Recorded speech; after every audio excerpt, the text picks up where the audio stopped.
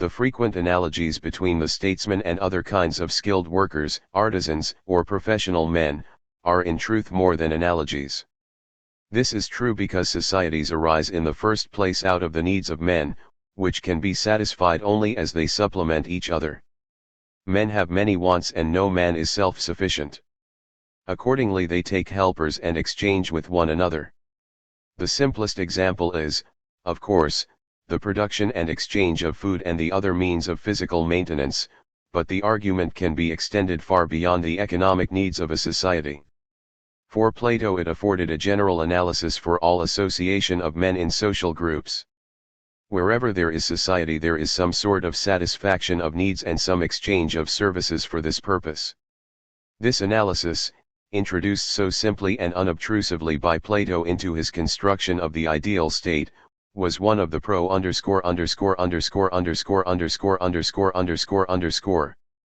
foundest discoveries which his social philosophy contains. It brought to light an aspect of society which is admittedly of the greatest importance for any social theory, and it stated once for all a point of view which the social theory of the city-state never abandoned. Briefly stated, it amounts to this: society is to be conceived as a system of services in which every member both gives and receives. What the state takes cognizance of is this mutual exchange, and what it tries to arrange is the most adequate satisfaction of needs and the most harmonious interchange of services. Men figure in such a system as the performers of a needed task, and their social importance depends upon the value of the work they do. What the individual possesses, therefore, is first and foremost a status in which he is privileged to act, and the freedom which the state secures him is not so much for the exercise of his free will as for the practice of his calling. Such a theory differs from one which pictures social relations in terms of contract or agreement, and which therefore conceives the state as primarily concerned with maintaining liberty of choice. A theory of the latter sort occurs, as was pointed out in the last chapter, both in the fragment of Antiphon the Sophist and in the remarks on justice by Glaucon early in the second book of the Republic. 9 But Plato rejected it because agreement, resting solely upon the will, can never show that justice is intrinsically a virtue. Social arrangements can be shown to rest on nature rather than convention only if it can be shown that what a man does has meaning beyond the mere fact that he wants to do it. How convincing the argument was found is shown by the fact that Aristotle, who was not greatly influenced by most of Plato's argument for his ideal state, was quite at one with him in this. The analysis of the community in the opening pages of the Politics was merely a new version of Plato's argument that a society depends upon mutual needs. But exchange of services implies another principle of almost equal importance, the division of labor and the specializing of tasks. For if needs are satisfied by exchange, each must have more than he needs of the commodity which he offers, just as he must have less than he needs of that which he receives. It is clearly necessary, therefore, that there should be some specializa tion. The farmer produces more food than he needs, while the shoemaker produces more shoes than he can wear. Hence it is advantageous to both that each should produce for the other, since both will be better fed and better clothed by working together than by each dividing his work to make all the various things he needs. This rests, according to Plato, upon two fundamental facts of human psychology: first, that different men have different aptitudes and so do some kinds of work better than others, and, second, that skill is gained only where men apply themselves steadily to the work for which they are naturally fitted. We must infer that all things are produced more plentifully and easily and of a better quality when one man does one thing which is natural to him and does it at the right time, and leaves other things. 10. Upon this brief but exceedingly penetrating analysis of society and of human nature Plato's further construction of the state depends. It turns out, therefore, that the philosopher-ruler is not peculiar, but that his claim to power is justified by the same principle which is at work throughout all society. Banish specialization entirely and all social interchange is banished with it. Imagine men with no difference of natural aptitude and the basis for specialization is gone. Take away all training by which natural aptitude is perfected into developed skill, and specialization becomes meaningless. These, then, are the forces in human nature upon which society and with it the state have to rely. The question, then, is not whether they shall be used but only whether they shall be used well. Shall men be divided according to their real aptitudes? Shall these aptitudes be wisely and adequately trained to bring them to their most perfect form? Shall the needs which men seek to satisfy cooperatively be their highest and most genuine needs, or merely the wants of their lower and more luxurious natures? These questions can be answered only in the light of what Plato calls inclusively a knowledge of the good. To know the good is to know how to answer them. And this is the special function of the philosopher. His knowledge is at once his right and his duty to rule. Underscore underscore underscore underscore underscore underscore. Classes and souls. It will be clear upon reflection that this argument makes an important assumption which is not explicitly stated by Plato. Individual capacities are assumed to be of such a sort that, when developed by a properly devised and controlled education, they will result in a harmonious social group. The difficulty with existing states has been that education has been wrong, or at all events, if better breeding is needed, and Plato believes that it is an improvement of existing strains will accomplish the purpose. In other words, he takes for granted that there is nothing radically unsocial or antisocial in well-bred human beings which might result in disharmony precisely because of a complete and perfect development of individual powers. This assumption is not obviously true, and many thinkers since Plato have questioned it. Some have even gone to the length of supposing the opposite, namely, that socialized training must be more or less repressive of individual self-expression. But this possibility does not enter into Plato's calculations. While the assumption just mentioned is not explicitly stated, it does enter into the argument of the Republic at one point which is likely, without explanation, to be a little puzzling. This is the point at which the state is assumed to be merely the individual writ large 11, and at which, accordingly, the question about justice is transformed from the search for an individual virtue into the search for a property of the state. The difficulty of the transition, which seems to a modern reader a little artificial, is masked for Plato by the presumption that there is an inherent fitness of human nature for society and of society for human nature, and this fitness he interprets as a parallelism. Both man and the state have a single underlying structure which prevents the good for one from being essentially different from the good for the other. It must be admitted that this assumption is responsible for much that is most attractive in the ethical ideal of the city-state and in Plato's representation of it. It explains why, in Plato's ethics, there is no ultimate cleft between inclination and duty, or between the interests of individuals and those of the society to which they belong. Where such conflicts arise and the Republic underscore underscore underscore underscore underscore underscore underscore underscore public was written because they do arise, the problem is one of development and adjustment, not of repression and force. What the unsocial individual needs is a better understanding of his own nature and a fuller development of his powers in accordance with that knowledge. His internal conflict is not an unappeasable strife between what he wants to do and what he ought to do, because in the last resort the full expression of his natural powers is both what he really wants and what he is entitled to have.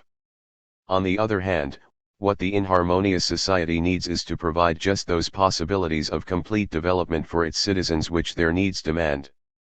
The problem of the good state and of the good man are two sides of the same question, and the answer to one must at the same time give the answer to the other. Morality ought to be at once private and public, and if it is not so, the solution lies in correcting the state and improving the individual until they reach their possible harmony. It may very well be doubted whether, in general terms, any better moral ideal than this has ever been stated. At the same time, Plato's attempt to make one analysis do duty for both the state and the individual yields him a theory much too simple to solve his problem. The analysis of the state shows that there are three necessary functions to be performed. The underlying physical needs must be supplied and the state must be protected and governed. The principle of specialization demands that essential services should be distinguished, and it follows that there are three classes: the workers who produce and the guardians, who in turn are divided, though not so sharply, into the soldiers and the rulers, or the philosopher king if he be a single ruler. But since division of functions rests on difference of aptitude, The three classes depend upon the fact that there are three kinds of men: those who are fitted by nature to work but not to rule, those who are fit to rule but only under the control and direction of others, and finally those who are fit for the highest duties of statesmanship, such as the final choice of means and ends. These three aptitudes imply on the psychological side three vital powers or souls: that which includes the appetitive or nutritive faculties and which Plato supposes to reside below the diaphragm, that which is executive or spirited and which resides in the chest, and that which knows or thinks, the rational soul, which is 52. Situated in the head. It would seem natural that each soul should have its own special excellence or virtue, and Plato does in fact carry out this plan in part. Wisdom is the excellence of the rational soul and courage of the active, but he hesitates to say that temperance can be confined to the nutritive soul. Justice is the proper interrelation of the three functions, whether of the classes in the state or of the faculties in an individual. It would probably be a mistake to put too much stress upon this theory of the three souls. Plato seems never to have tried seriously to develop it, and often in psychological discussion he does not use it.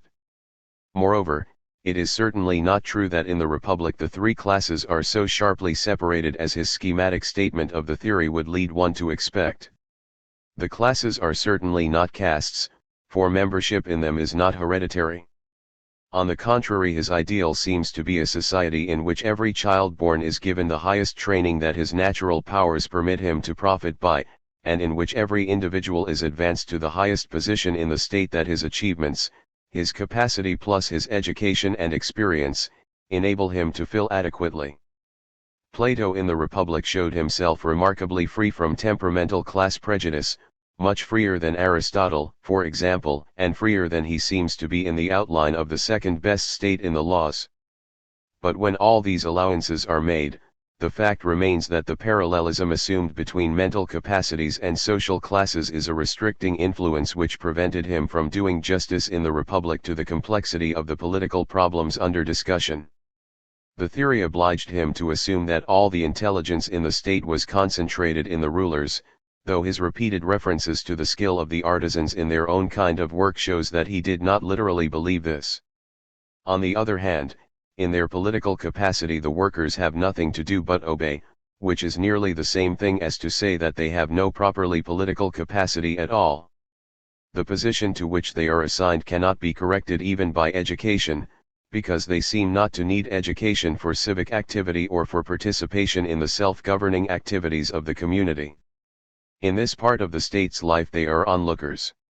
This result has often been attributed, as for example by Edward 53. Zeller 12, to a contempt for artisans and the handicrafts, i.e., compared with intellectual labor, but in truth Plato showed a more genuine admiration for manual skill than Aristotle. The explanation is to be found rather in the assumption that good government is nothing but a matter of knowledge, and that knowledge is always the possession of a class of experts, like the practice of medicine. According to Plato, most men are permanently in the relation to their rulers of a patient to his physician. Aristotle asked a pertinent question on this point when he inquired whether there are not cases where experience is a better guide than the knowledge of an expert. 13. A man who has to live in a house need not rely on a builder to tell him whether it is commodious or not. But Plato's ideas about sound knowledge when he wrote the Republic allowed little importance to experience. The result was that he failed to grasp one of the most significant political aspects of the city-state whose civil life he desired to perfect. His distrust of happy versatility was so great that he swung to the opposite extreme and allowed to artisans no capacity for public service except their trades. The old free give and take of the town meeting and the council is utterly gone, and this side of human personality, which the Athenian democrat valued above everything, must be quite eradicated from the masses. So far as the higher activities of life are concerned, they live in a state of tutelage to wiser men. Justice. The theory of the state in the Republic culminates in the conception of justice. Justice is the bond which holds a society together, a harmonious union of individuals each of whom has found his life work in accordance with his natural fitness and his training. It is both a public and a private virtue because the highest good both of the state and of its members is thereby conserved.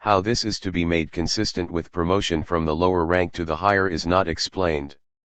But the truth is that Plato does not take the trouble to work out his plan in much detail. Still more striking is the fact that, in connection with his theory of private property, he does not have anything to say about slaves.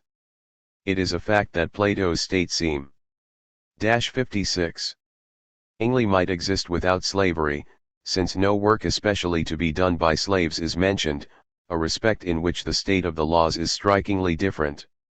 This has led Constantine Ritter to argue that in the Republic slavery is in principle abolished. 15. But it is almost incredible that Plato intended to abolish a universal institution without mentioning it. It is more probable that he merely regarded slavery as unimportant. Plato was in no way unique in believing that an economic cleavage between the citizens of a state is a most dangerous political condition. In general, the Greeks were quite frank in admitting that economic motives are very influential in determining political action and political affiliation. Long before the Republic was written, Euripides had divided citizens into three classes: the useless rich who are always greedy for more, the poor who have nothing and are devoured by envy, and the middle class, the sturdy yeomanry, who save state. 16. The oligarchical state to a Greek meant a state governed by, and in the interest of, the well-born, among whom the possession of property is hereditary, while a democratic state was one governed by and for the many, who have neither birth nor property. The economic difference was the key to the political distinction, as is quite clear from Plato's account of oligarchy. 17. The importance of economic causes in politics was therefore no new idea, and in believing that great diversity of wealth was inconsistent with good government, Plato was following a common conviction which represented Greek experience through many generations. The causes of civic unrest in Athens had been mainly of this sort from at least the days of Solon. So firmly was Plato convinced of the pernicious effects of wealth upon government that he saw no way to abolish the evil except by abolishing wealth itself, so far as soldiers and rulers are concerned. To cure the greed of rulers there is no way short of denying them the right to call anything their own. Devotion to their civic calling admits no private rival. The example of Sparta, where citizens were denied the use of money and the privilege of engaging in trade, doubtless weighed with Plato in reaching this. Conclusion. His reasons, however, should be carefully noted. He was not in the least concerned to do away with inequalities of wealth because they are unjust to the individuals concerned. His purpose was to produce the greatest degree of unity in the state, and private property is incompatible with this. The emphasis is characteristic of Greek thought, for when Aristotle criticizes communism, he does so not on the ground that it is unfair but on the ground that it would not in fact produce the unity desired. Plato's communism has, therefore, a strictly political purpose.